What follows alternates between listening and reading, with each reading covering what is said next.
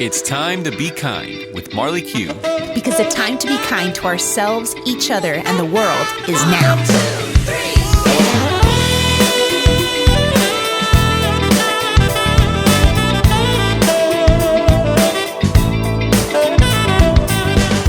Hi, Parker. Welcome to episode 21 with Jane Hopkins. Today is World Humanitarian Day, and to celebrate, I asked a very special guest to make time to be kind with us. Jane Hopkins is the president of the Coca-Cola Scholars Foundation, which was founded in 1986 and has awarded over $70 million in scholarships to over 6,000 scholars nationwide.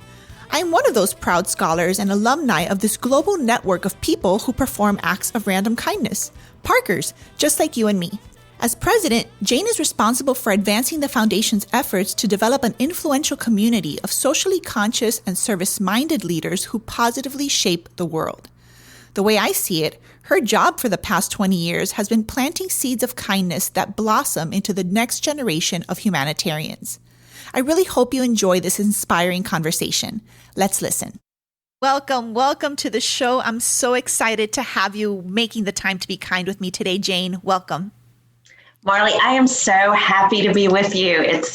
It's nice to hear your voice. Oh, thank you. I love that. For someone that's had, conflicts with her voice her whole life, podcast is a new way of sharing and getting intimate with my voice. So thank you for that. I appreciate your kindness. You're welcome. I will say that I am a hugger, so this whole sheltering in place has been hard for me.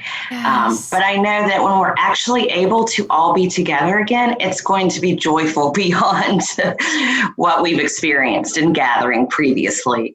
Absolutely. So we'll start off with big virtual hugs to each other and to everybody listening. I want you to just breathe it in and just feel hugged right now. Oh, I feel it. I do. Back to you. Good.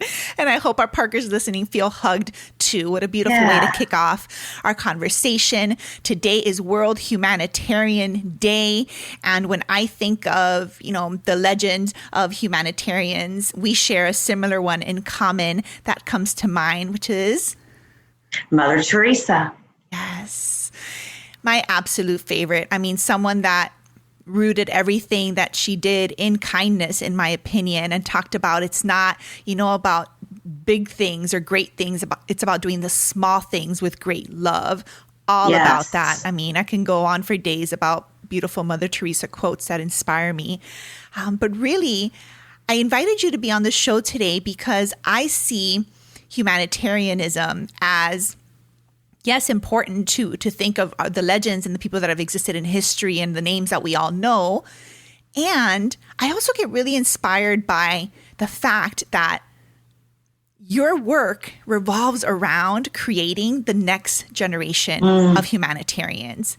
As a Coca-Cola scholar, a very proud Coca-Cola scholar myself, class of 2002, I'll go ahead and date myself. I have always just held this love and respect and gratitude to the Coca-Cola Scholars Foundation, not just for giving me the scholarship that was super competitive and it was this big deal, but really you support education and leadership and our youth. And I find that it's all rooted, everything that you teach, the community or the family really that you've built through the foundation is all rooted in kindness. And I'm just so excited to be a part of the family. And I'm so grateful to have you on board today, making the time to be kind. Thank you. Well, we are so happy you are part of the family. We're so proud of you. And I am so grateful for the work that I get to do. I think I knew at a really young age that I wanted my profession to be a calling with purpose, that college for me was training of the heart as well as training of the mind. And so to be able to validate and lift up and celebrate our nation and our world's next generation of leaders is such a privilege to do on behalf of our alumni community and the entire Coca-Cola system. I pinch myself sometimes. I don't know how I got so lucky to do this work. It's joyous. Yes. I got to do an interview on World Youth Skills Day where I didn't interview anyone. I had 10-year-old girls interview me. And their question, one of them that I remember right now while you were chatting was, do you love your job so much that you can imagine doing it forever and ever? It's like, so I want to ask you that same question. Do you love your job so much that you can imagine doing it forever and ever? I do. Absolutely. That's such a good question. So insightful from a young girl. I've been with the foundation almost 20 years now. So I started in a finance role and have been able to sort of grow up doing this work. And yes, the answer is very simple. I love the work that I do. I can imagine doing it forever and ever. And to build what you said at the beginning, it's rooted in kindness. Sometimes I think we're afraid to use the next word that I'm going to use in a corporate setting, but truly the work that we do is about love. It's about lifting other people up. So it's rooted in kindness and it's rooted in love.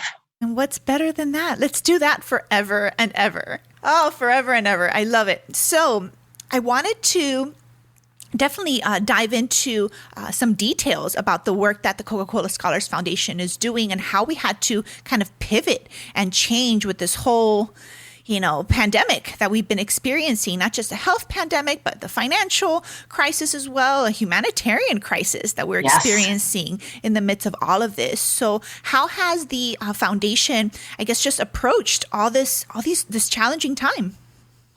Well, it's a great question. And we are so much about building connections within our alumni community. We talk about, yes, we provide a scholarship. We help students get to college or to the college of their choice.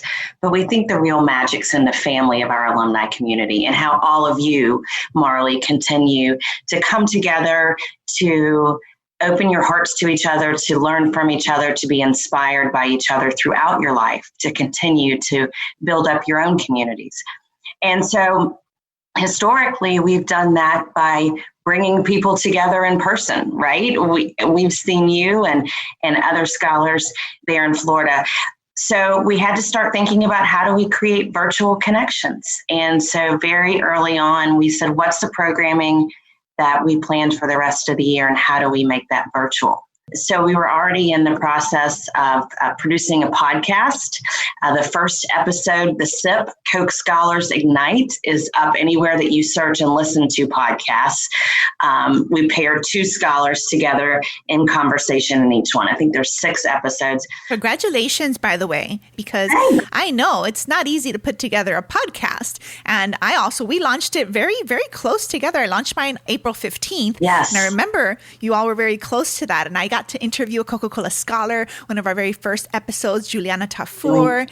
And it's just so nice to have been able to kind of launch that at the same time. I'll definitely include the link to the SIP podcast, which I love that, Coca-Cola SIP, so perfect, in our show notes so that people can check it out. It's a great podcast. Thank you. I appreciate that.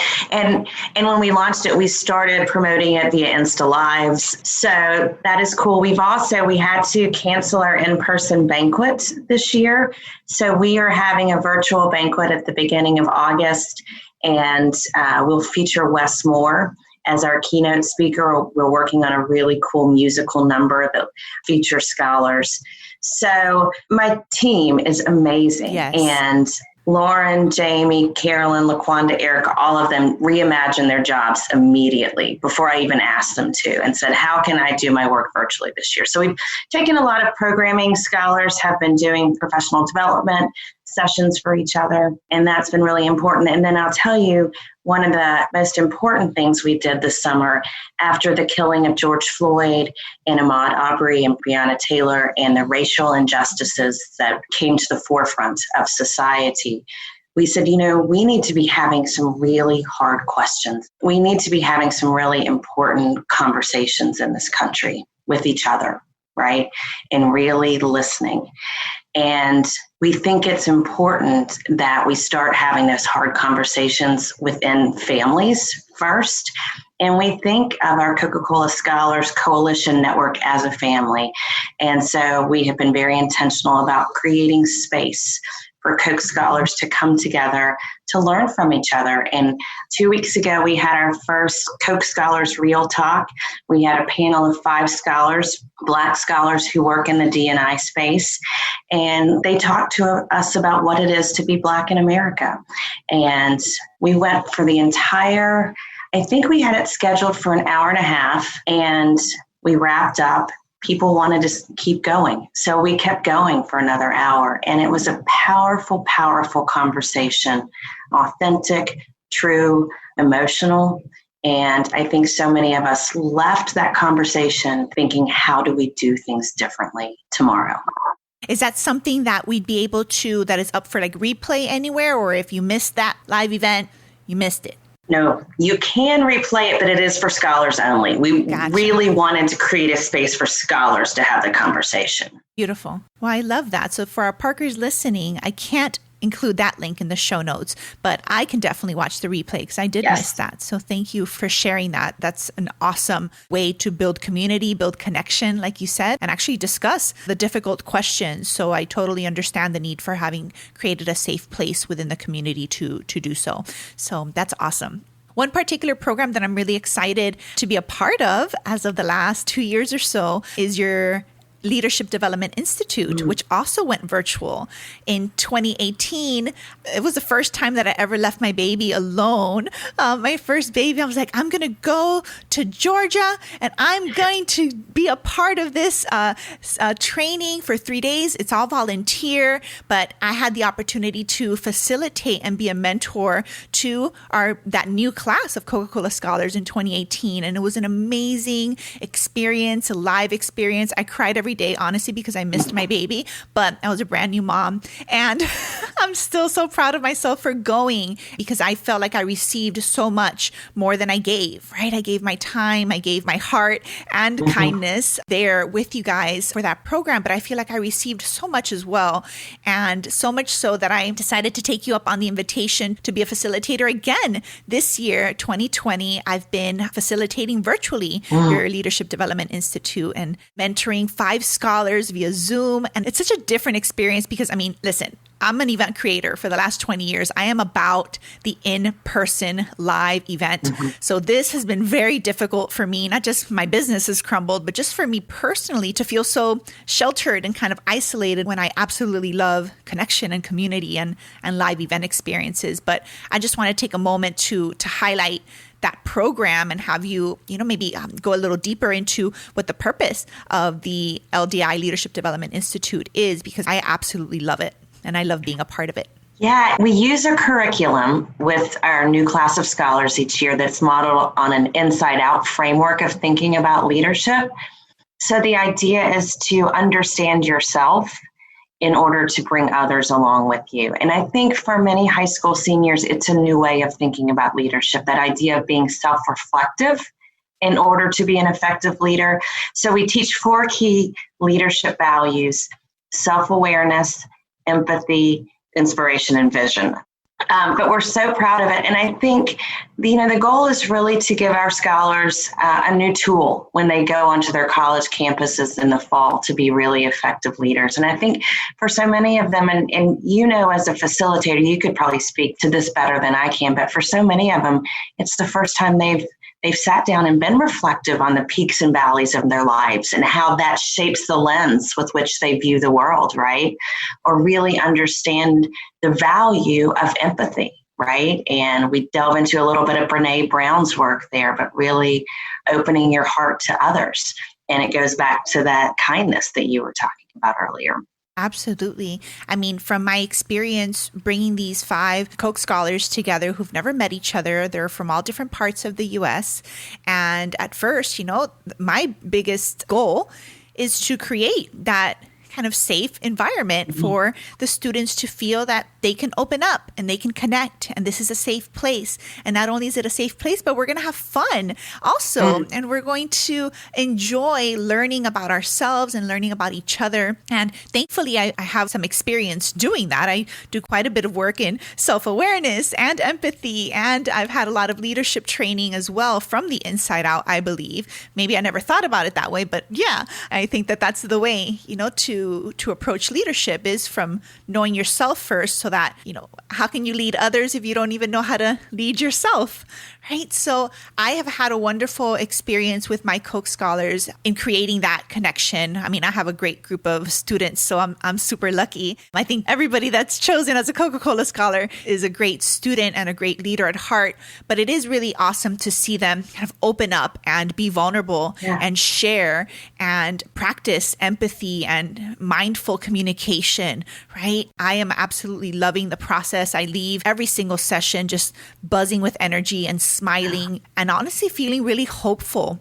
Yes. Feeling really inspired and hopeful for the future, because like I said, how we opened up this conversation, I feel that what you're doing is planting these seeds of love and kindness and humanitarianism in young people who are the ones that are going to rise up and be the change that we wish to see in this world. And the way that we do that is by educating them and inspiring them and empowering them with the space to do that self-reflection work, but also to practice with one another and connect with each other, and then provide the family community from then on out where they could always feel connected to, we might be experiencing some very difficult and dark times in history, and at the same exact time, I can be the change that I wish to see in the world. I, as a young person, can be the spark of that change. And it starts by you practicing empathy and compassion and acceptance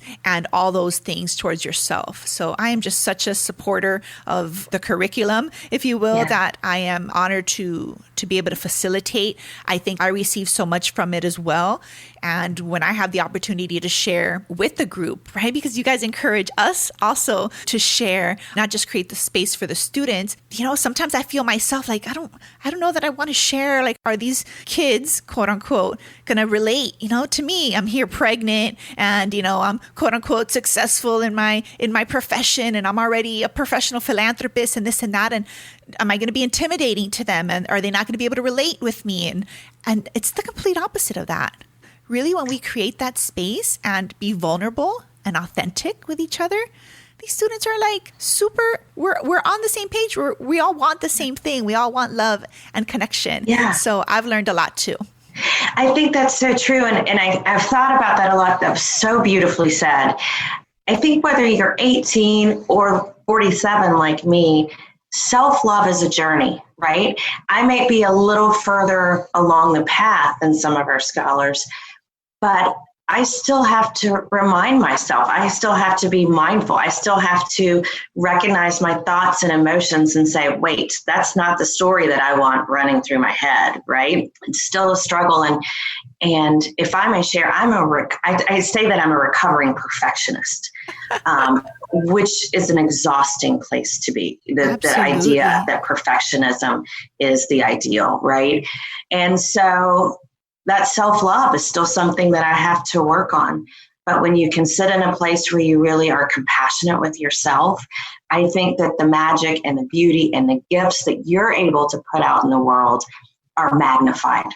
They're so much more impactful. They reach so many more people. Absolutely. Absolutely. Thank you for reflecting that for me, because that's exactly how I feel at the end of the session with the students with LDI. I actually stop and I put my hands in my heart, I smile, and I say thank you to me. I say thank you to myself for actually going through that journey. Self-love, like you said, is a journey. And I think that the reason that I am an effective facilitator and that I've been able to create a space for these students to open up and practice self-awareness and practice empathy and practice identifying your emotions and not making them wrong is because I have done so much of that work on myself. And when I'm vulnerable and shut up that little voice that says, don't share that story because these kids aren't going to relate with you. And I say, no, I'm going to share that story because it's me taking that 25% risk and going outside of my comfort zone. And let's see what magic is there when I can show or display vulnerability, which is what we're asking the students to practice as well. And that's exactly what I feel. I feel that there's magic that is unlocked as a result of us being the spark of that connection that we wish to have with other people. We have to do that. Yeah. Magic sums it up. It does. It's hard to articulate, but it's just a word that I think represents, I often say when we put a group of Coca-Cola scholars in a room together, that magic happens and all of our lives are elevated because of it. I would just add, I think what is so special about scholars is, we have 31 classes of scholars now, well over 6,000 of you in our alumni community. And everyone has a different story and a different journey, and they come with different experiences. But I think what unites all of you is whatever your passion is, you see a different version of the future and you're willing to go after it, right? And so where we can teach some of those leadership values that help you go after your better version of the future is really where we want to be. And then to continue to bring you back together so that the values of service and leadership that were so important in your selection as a Coca-Cola Scholar continue to show up in your lives as you start your families, as you embark on different careers at all times, and that you continually strive for that better future. Oh, well, then you're doing a great job at that, because that's exactly what you all instilled in me. That little seed was planted in 2002 when I flew up from Hialeah, Florida, all the way to Atlanta, Georgia for the first time, away from my family, which I couldn't believe they let me go. And I got to experience, my own leadership summit, and I got to do the self-awareness and the empathy and be inspired and reflect on what inspires me and have the opportunity to actually create my vision, which ended up being everything that I revolve my business as a speaker, a teacher, an event creator is all around being the spark of kindness. That started there. I mean, you guys helped me put together like a framework to it. And I'm just always so grateful. So again, that's really why I reached out to invite you to be on my podcast. I'm so grateful that you said yes and decided to make the time to be kind, because I think even those that are listening that are, not Coca-Cola scholars, which is most of the people maybe that are listening, are like, hey, well, that's great that you guys are all, in this tight-knit little family and community. But I think that there's still just so much inspiration that others can draw from knowing that there is a nonprofit out there that is creating the next generation of humanitarians, that is actively teaching and empowering and inspiring our youth to be the change that we all wish to see in the world. So just thank you so much. Oh, thank you. That's such a beautiful compliment. And, as we think about those in the audience who are not Coca-Cola scholars today, maybe the one takeaway is that it's this idea of being vulnerable that creates connection that we need so desperately in our society right now. Instead of people screaming from the inside because they're obviously hurting inside, if we could all share where the hurt comes from and what makes us vulnerable, we come together as a society. Yeah, that's a beautiful takeaway. Thank you so much again, Jane. I appreciate you. And this podcast episode was extra special. Thank you for just allowing me the opportunity to say thank you and to showcase and put the spotlight on the Coca-Cola Scholars Foundation, the team behind the scenes, and also just the entire family across the world. Yeah, it means so much to me that you would invite me. It means so much to our team. And we are backed by the Coca-Cola Company and Coca-Cola bottlers across the country who have understood for a long time how important it is to be kind to the communities that they do business, and have truly wanted to lift up future leaders, not for any other purpose than it's the right thing to do. I'm really proud to represent them in that work. I love it. With that, I want to give another big virtual hug to you, to the entire Coca-Cola Scholars family, the team behind the scenes, and every single one of you listening Parkers. Thank you so much for being the humanitarians that we are celebrating today. Thank you. Thank you for making time to be kind and celebrating World Humanitarian Day together.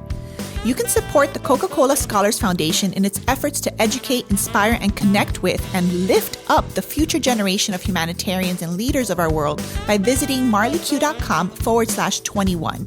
You can find this episode's show notes with direct links to connect and listen to the SIP, the Coke Scholars Ignite podcast too. That's marleyq.com/21.